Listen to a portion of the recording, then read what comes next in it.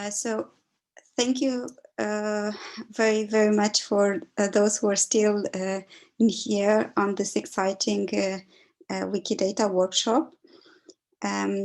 We thought the organizer that we wanted to continue the discussion on Wikidata, and we thought about proposing a title for a panel as a starting discussion on where is Wikidata and is Wikidata heading in the right direction.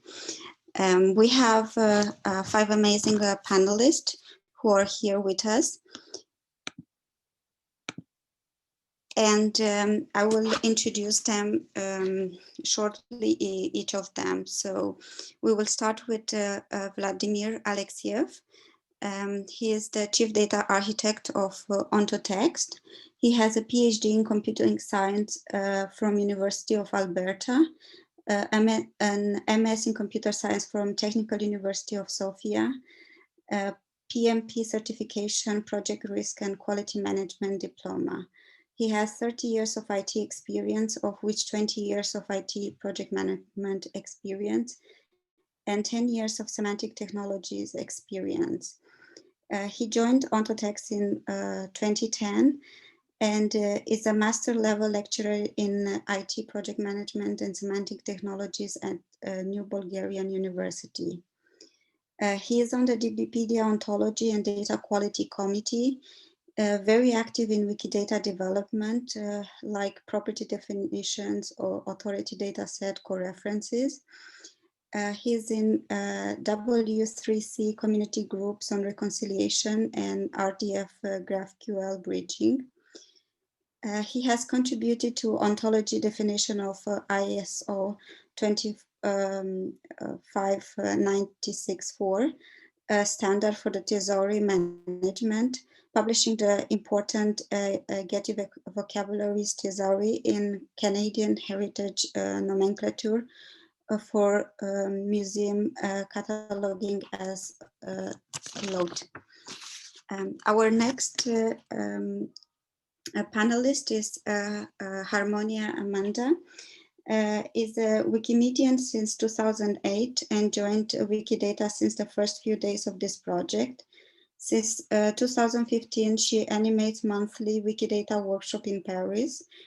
She regularly does Wikidata presentation in different contexts with an emphasis on how to welcome beginners into the project. So welcome Harmonia, welcome Vladimir. If you can unmute yourself and greet the others. Hi everyone. Hi. Do you hear me? Yep, hear you nice. So the third speaker is Heiko Paulheim. I hope I pronounce your name correctly. And welcome, Heiko. Heiko is a professor of data science at the University of Mannheim, Germany. His research focuses on construction and usage of large-scale knowledge graph. He explores methods for generating those knowledge graphs for various sources, such as wikis and other structured websites or part of, as well as techniques for automatically refining those graphs by inferring missing knowledge or finding errors by means of heuristics, inference, or machine learning. He has developed methods for exploiting public knowledge graph as background knowledge in data mining, both using symbolic and sub-symbolic methods. Heiko holds a PhD from the Technical University of Darmstadt. Hello, Heiko. You can. Hi. Thanks for the invitation. You're welcome to our panel. Our fourth panelist is Lydia Pintscher, the product manager of Wikidata. We had the pleasure to hear her as well give an amazing keynote. Welcome, Lydia. Hey, everyone. And last but not least, all of the members are in alphabetical order from the surname, is Vicki Tardif from the Google Knowledge Graph. Vicki Tardif is an active contributor to the schema.org and has been a member of the steering group since 2014. She also works in Google Knowledge Graph team, helping to extend the underlying ontology. Welcome, Vicki. Hello, thank you for having me. So the way this panel will work is basically we will have just some starting questions to heat up a bit the discussions, and whoever wants to answer the question, just unmute yourself. And afterwards we will leave it open to the public for the questions. Feel free to ask questions both into the chat or raise the hand, or as well into the Slack. So I think we will start with we heard a lot of discussions in today's talk about consensus and reconciliations around data models. And my first question is, do you think that we are going in the right directions regarding the different methods for consensus in data models? Maybe we can start with Lydia, because I think you started with the discussions around that in your keynote. I can start a bit, yes. I think talking about this globally is very hard for all of Wikidata. There are areas in Wikidata where people have invested a lot of time in modeling them consistently, and there are areas where that hasn't happened yet, and where there's still a lot of work to do. Catherine was showing schemas, and I think that is going to help a lot in the future, but it's definitely not there yet, and we have to invest time in that, I would say. Yeah, I want to second that. When I was watching Kat's presentation, excellent presentation, by the way, the example she gave about members of academies of science and how to express their academic degree. Well, the first question is that how you record that somebody is a member of an Academy of Science. I think she showed an external ID pointing to the US National Academy. But for many other academies, you just say member of that society and maybe qualify with an ID if there is such an ID.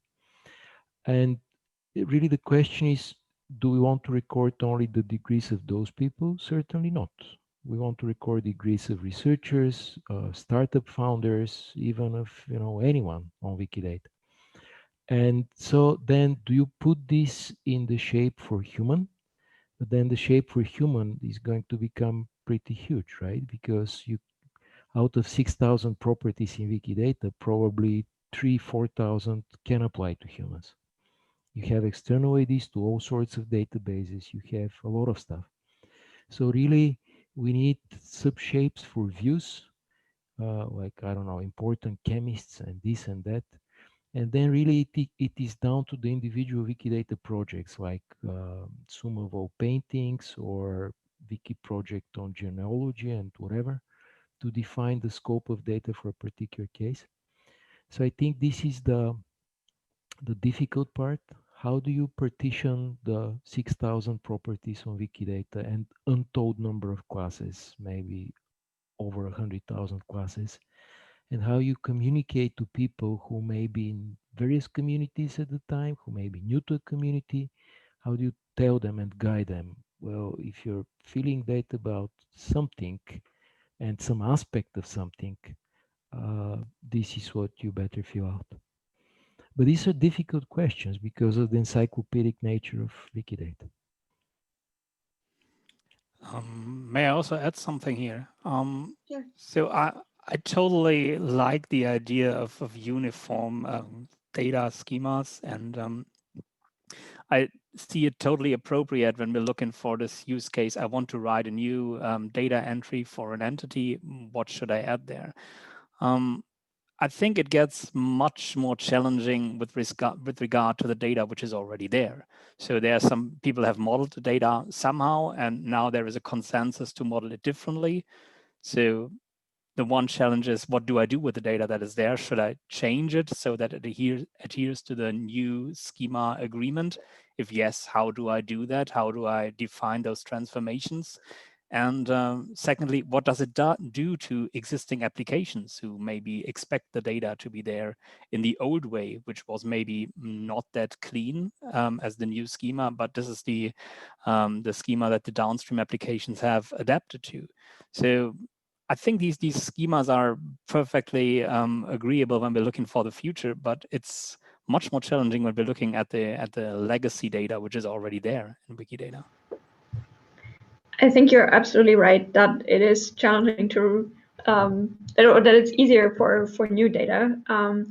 But I think a lot of the schemas that we have also came from looking at the existing modeling, seeing, oh, there's 5 ways to model this. Let's try to bring this, bring some more order into this. And there's even tools to infer schemas from existing items that some people use to create new schemas. Well, Peter asked a similar question. If you change a schema, is the current data revalidated? No, it isn't. This also has to do with the efficiency of Shaka or Shakes implementation, which is a very hard problem on big data. Basically, all of the existing implementations assume that you'll be able to load the object in memory and validate there. But how do you revalidate several million things that are already down in the database? And also regarding existing data, there is a problem of what I call the 80%, 20%. So whenever you want to describe something, you have to make a decision. Do I make it with a specific construct or do I make a more generic construct? For example, birth and death date and birth and death place, people have that. But for all kinds of other events, you'd record significant event with place and location. And these kind of judgments are occurring all the time, and they get codified and data gets written this way, and then you have to write the shapes to conform to that. But they're somewhat arbitrary. I'll paste an example now. How do you record the particular position that somebody holds? It's different for country. It is recorded directly in the country with a property called position of head of state. Is different for company with a qualifier called object has role. And for city, you cannot record a clarification what is the position. And but I think it's inevitable because the data is so varied and so big. And I think it's an excellent example of developing schema and data in tandem, in parallel. There are too many other efforts that only develop a set of ontologies and that's it, or only hack data together without a good foundational ontology. Thank you very much. I will switch now a bit the gears, unless the other panelists would like to add something. So I will start with a question related with diversity and inclusion, and basically how can we make Wikidata more diverse and inclusive in terms of its users and content. And I first wanted to ask Harmonia, because I saw that you worked a lot on bringing a new enthusiast, Wikidata enthusiast, into the community through different presentations. What are the things that you think would bring us in the right direction regarding that? And feel free the others to add up afterwards as well. It's not an easy question in the sense I don't actually do presentation with total stranger like common to Wikidata. It's mostly we are working on groups and saying there is very little queer representation on the French-speaking part of Wikidata. What can we do to bring people for that? And for example, we we made specific workshop in queer space. I did 4 different presentations of Wikidata in a gay bar, and we got new contributors who stayed as contributors, so that was great. We worked with anti-racism association, because and then we created the French group Noircir Wikipedia, so which is a group which aim to bring to Wikipedia minority point of views, and I worked specifically with this group to bring them to Wikidata too. But mostly one problem we have with beginners is keeping them on Wikidata. So they will do a workshop, they will think, yeah, this is great. And then 1 month later, you have 1 people among 30, which is still contributing. And what's work well in my experience is to keep them is not really generic presentation about what Wikidata can do, because practically everyone agrees that Wikidata is wonderful. It's specifically aiming to show them what Wikidata is missing in their specific center of interest, whatever their center of interest is. So it's mostly I'm not sure I understand really well the question. So kind of the questions from the lessons you learn in the present, like in basically in what strategies do you think they work best for like you said, it's basically giving some examples of projects that they would be actually interested, that you detected that people are interested at the beginning, but you lose them on the way. Yeah, I think it's not. Yeah, I think when you do a generic Wikidata presentation, you will have many people who are like, I want to know more, and that doesn't actually always lead them to become Wikidatian. What actually worked for me is going to other kind of presentation, so specifically queer space, of anti-racism space, and go to them and say, actually Wikidata can be helpful for you, and that's worked better than just, hey, come, Wikidata is great. But that also mean for the part of the presenter, so me or someone else, to know beforehand what are the problems they are trying to solve, and go and show them how Wikidata can help with that. And then when they are hooked on Wikidata, you can show them that it's bigger than that, if that makes sense. Yeah, that totally makes sense. Are there other ideas or comments on or experiences on how to bring new people hooked into the knowledge graphs? Because I think even the idea of knowledge graph more general.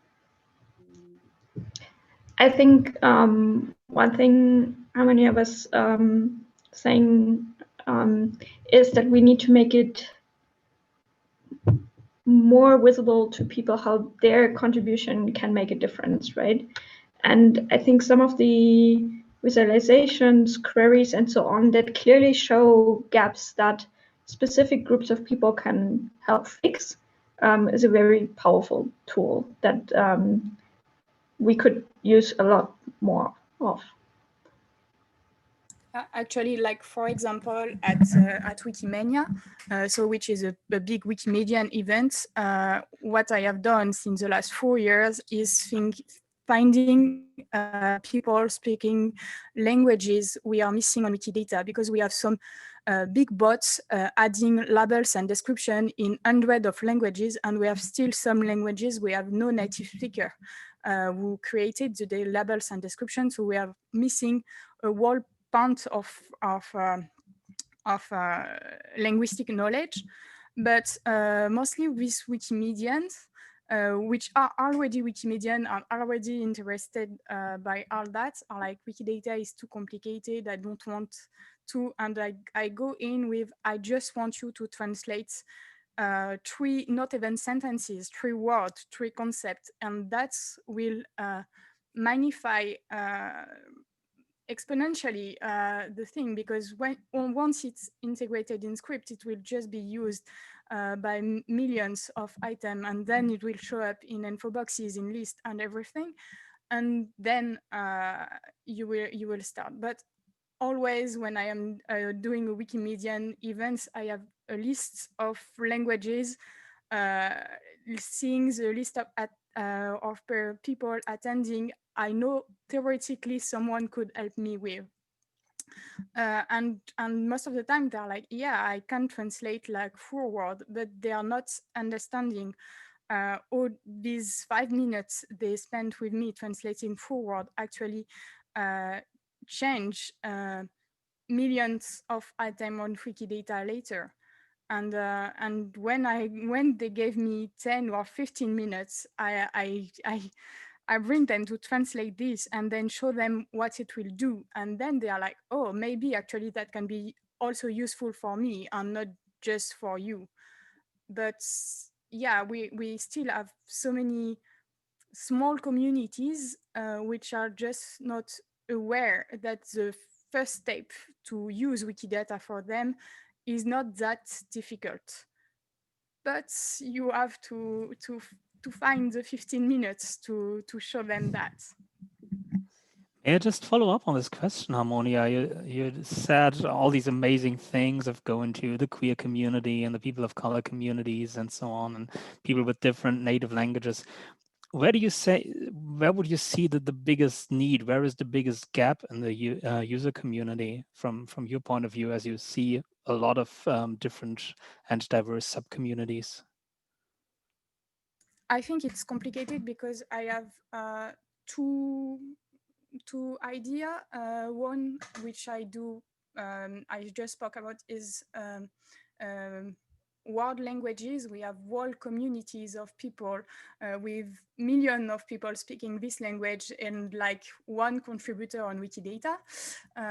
So you're like, okay, that's a little difficult. And I worked well, not really this year because pandemic, but before that I was working with several African user group, which are in nearly all African country. We have a user group, but they are most of the time in big cities with the language which is spoken in these cities, and we do not always have contributors speaking minority languages in the rural area of these countries.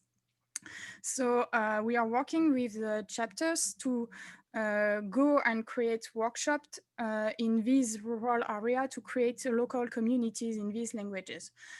So that's one thing I do. And then the other thing is in community where we have already a big language community, like the French community, which is one of the biggest on Wikidata. We also have the problem that we are missing women, we are missing queer people, and we are missing people suffering of racism. I don't even know to say that in English correctly, I'm sorry.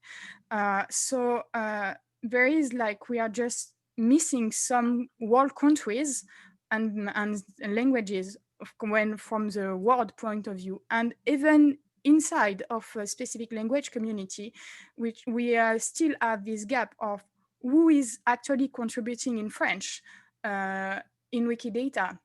And would French-speaking queer people have the same opinion? And the answer is not always. So we worked with the French chapter to see, we made statistical studies on who was contributing on the French Wikipedia, and then the studies was not on Wikidata specifically, but from this number, we were like, we are missing this kind of people, comparing to what the actual France population is. So then we made workshops specifically aimed to attract these people. So they are like kinda scale differences if you are going world view or specifically locally who is missing. Thank you very much. I want to switch now again a bit the topic with a question regarding, and I would first ask Vicki if she can answer first, and then again everyone who has opinions. And this is regarding the performance. So, like we heard on Lydia's keynote, the Wikidata is continuously growing, and its storage and infrastructure is reaching its limitation.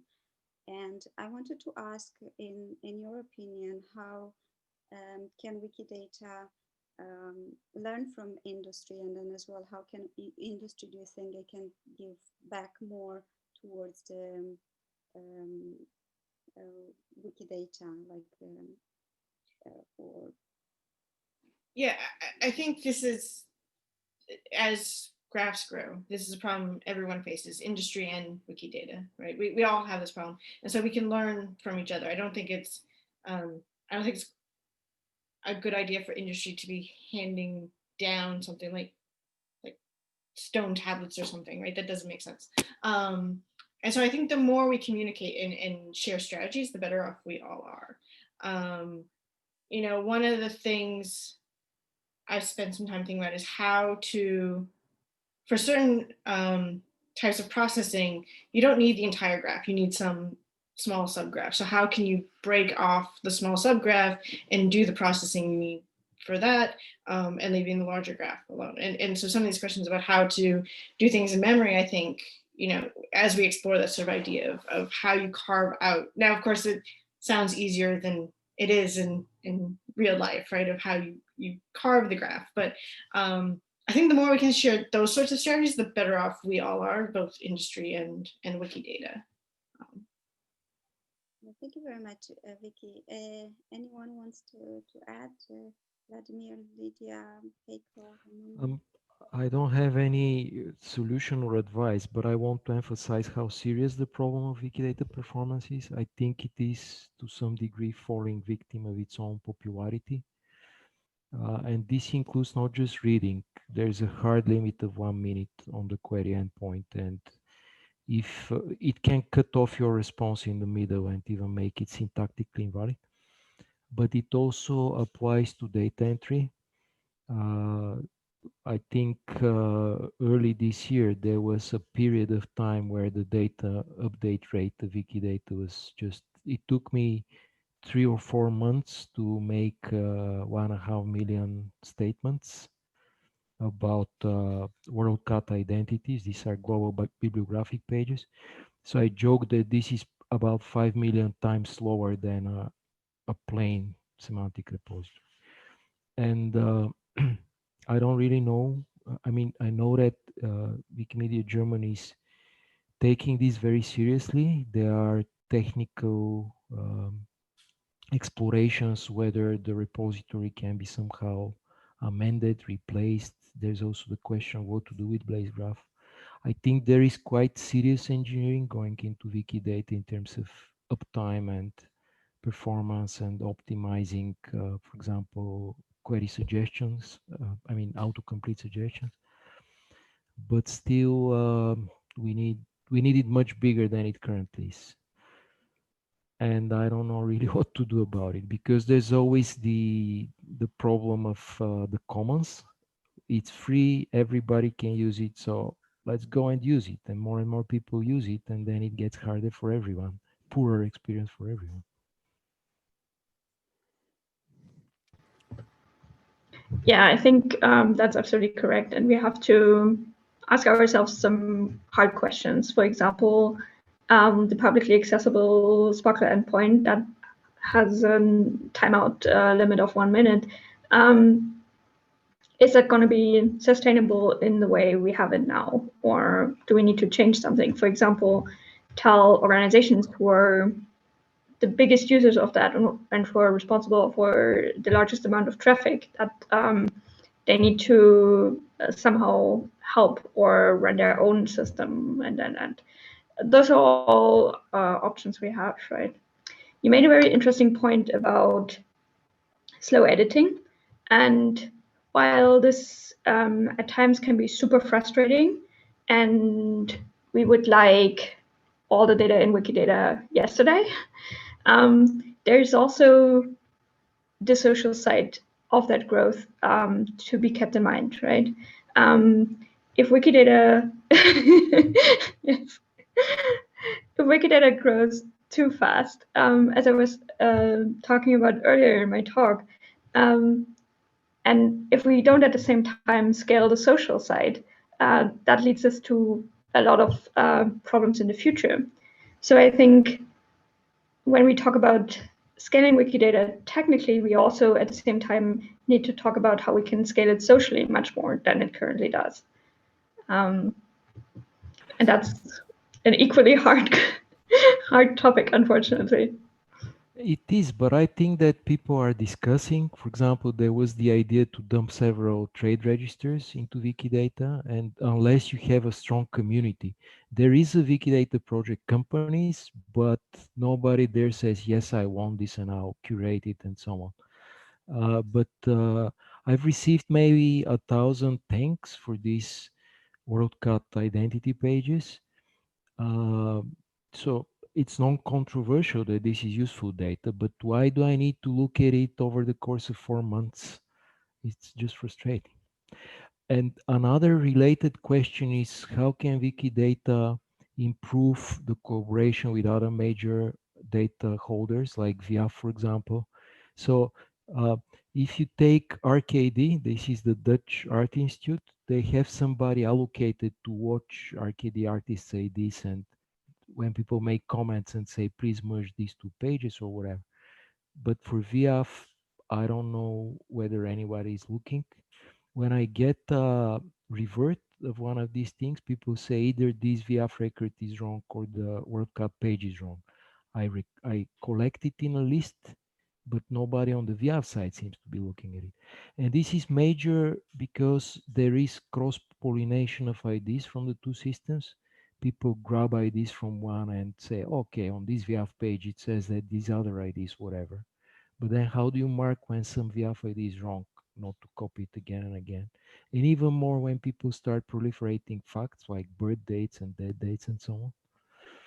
So there's... Thank you, Vladimir. Just I Oh, want sorry. to give the other an opportunity as well to express some other ideas. We can afterwards go back. Otherwise, it's just the time is limited. I just want to give to everyone a chance. I remember there was a similar situation with DBpedia a couple of years ago. So it used to be very unstable and so on. And what was always said back then was, if you really need reliable access, then set up your own endpoint. And I think back then what would have helped would have been an easy way to do so. So something like a Docker image, which I can download, even if it's a few days old, no matter what, but I can just install it somewhere on a server and then play with it. And I think if something like that were available, that would probably help a lot of people. So say if I need this Sparkle endpoint and also need longer timeouts, then I can just install that Docker image somewhere and let it run locally. Yeah, very interesting. Does anyone wants to add anything to that? Otherwise, we can go to the next question, and then afterwards we will open for questions for everyone.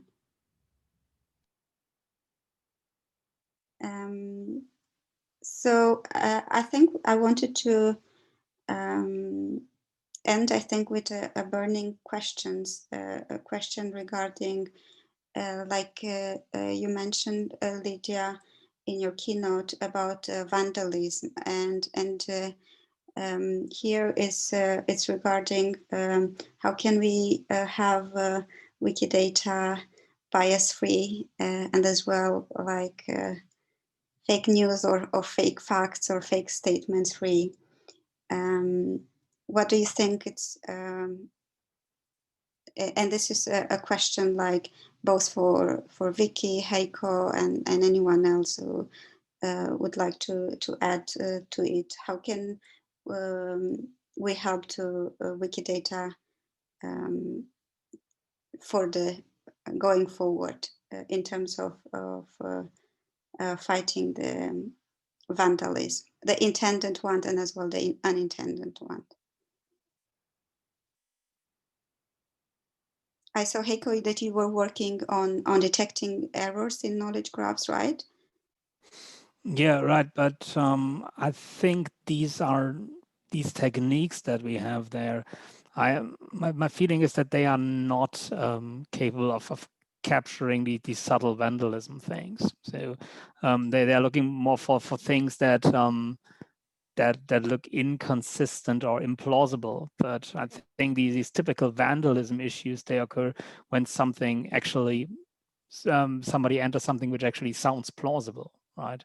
So these are these tricky things. So when, for example, when Trump some years ago said, well, Obama is not even born in the US and then he's born in some other place. And this is something which still, if you look at it, which still would look like a feasible statement. And the error detection methods that are out there so far, they are not as powerful, most of them at least. So most of them, they just find the obviously wrong stuff, but not the subtly wrong stuff. So this is probably the limitations of the automated approaches these days. Yeah, and I think, I mean, to the sort of non-intentional, I think we have to admit everyone has biases, right? And I have them, everyone does. And it goes back to the DI question of how do you expand the community so that we all become more conscious of our biases and can sort of have a conversation to hopefully come to agreement. But I think it's tough. I think a Wikipedia written from an American perspective is different from, say, a French perspective or a Japanese perspective. And so the more we can expand the community, the more these biases will hopefully be mitigated. Anyone would like to add? Yeah, on top of what Heiko was saying, I think one of the promising things my team and I are exploring now is seeing if and how we can compare Wikidata's data to other databases out there, other websites, other data sets, and then figuring out where there are discrepancies between Wikidata and that other database. It is definitely not a trivial task, and I'm not sure how far we will get. But if someone is interested in this direction, I would love to talk to you.